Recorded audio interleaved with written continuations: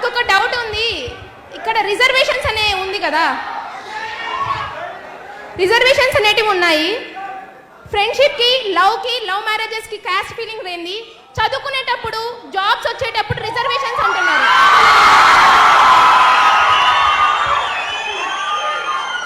ఈ క్వశ్చన్ నేను ఒక్కటి క్వశ్చన్ చేస్తుంది, ఒకరిని మాత్రమే కాదు, ఇక్కడ ఉన్న ప్రతి స్టూడెంట్ని నేను క్వశ్చన్ చేస్తున్నాను. ఫ్రెండ్షిప్ చేసేటప్పుడు నో క్యాస్ట్ అన్నారు, లవ్ చేసేటప్పుడు నో క్యాస్ట్ అన్నారు, లవ్ మ్యారేజ్ చేసేసుకునేప్పుడు ఫ్రెండ్స్ ఉన్నారా, మాకు క్యాస్ట్ ఫీలింగ్ లేదు అన్నారు.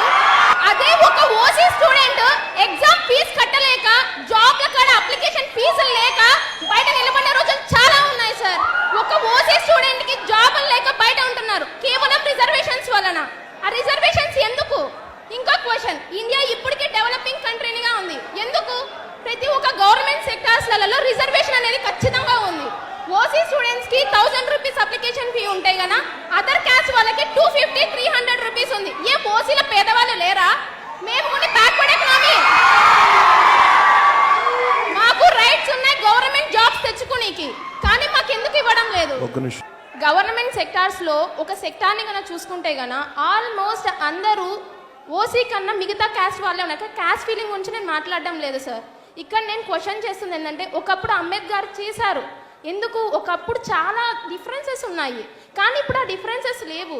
ఇప్పుడు చూస్తే ఒక ఓసీ క్యాండిడేట్, ఒక ఎకనామికల్గా బ్యాక్గ్రౌండ్ ఉండేది ఎవర్రా అంటే ఖచ్చితంగా ఒక ఓసీ క్యాండిడేట్. అది రెడ్డిస్ అయినా ఉంటారు, వైశ్యాస్ అయినా ఉంటారు, ఏ ఓసీ క్యాండిడేటే ఉంటాడు.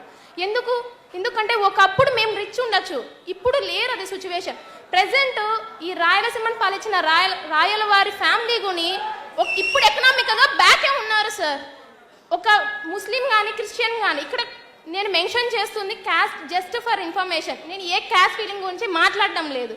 కానీ ఇప్పుడు ప్రతి ఒక్క స్కూల్స్లో కానీ బుక్స్ అనేది ప్రొవైడ్ చేస్తున్నారు. అట్లీస్ట్ బుక్కులు కడగడం రిజర్వేషన్ ఏంటి సార్? చదువు అనేది ప్రతి ఒక్కరికి ఈక్వలే కదా. అట్లాంటప్పుడు ఇక్కడ ఎందుకు రిజర్వేషన్స్ నాకు అర్థం కావట్లేదు. ఒక గవర్నమెంట్ సెక్టార్లో తీసుకుంటే గనా, ఒక గవర్నమెంట్ సెక్టార్లో జస్ట్ ఫర్ ఒక పై అథారిటీ పీపుల్ చూసుకుంటే మోస్ట్లీ చాలా మంది బ్యాక్వర్డ్ కాస్ట్ వాళ్ళే ఉంటారు.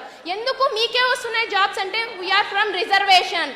అది రిజర్వేషన్ అనేది గర్వంగా చెప్పుకుంటున్నారు, మాకెందుకు రిజర్వేషన్స్ లేవు సార్? నిజంగా చెప్పాలంటే నేను ఒక BTech final year student sir, Srinivasa institution నుంచి వచ్చాము. ఇక్కడ ఏంటంటే మొన్న రీసెంట్గా మేము గేట్ ఎగ్జామ్కి అప్లికేషన్ కట్టాము. Application fee 1500 sir for OC candidates. For girls రిజర్వేషన్కి 750 రూపీస్ సార్. నెక్స్ట్ కేటగిరీ వాళ్ళకి 500 రూపీస్ సార్. అప్లికేషన్ ఫీ మాత్రమే. ఏం సార్ మా ఓసీలలో పేదవాళ్ళు లేరా? మేమంత స్తోమత కట్టుకోలేం సార్. అట్లీస్ట్ గర్ల్స్ ఓసీ ఉన్న క్యాండిడేట్స్కి 750కి తగ్గించారు సార్. ఓసీ ఉన్న బాయ్స్ ఎంతమంది ఎగ్జామ్ ఫీజు కట్టలేక అటెంప్ట్ కాలేదు సార్. ఎందుకు కావడం లేదు? చదువు కాడ ఈక్వాలిటీ అన్నారు. నేను చిన్నప్పుడు 10th-లోనో 6th-లోనో చదివా సార్. లా ముందర అందరు ఈక్వల్. ఎక్కడ ఈక్వల్ ఉంది సార్?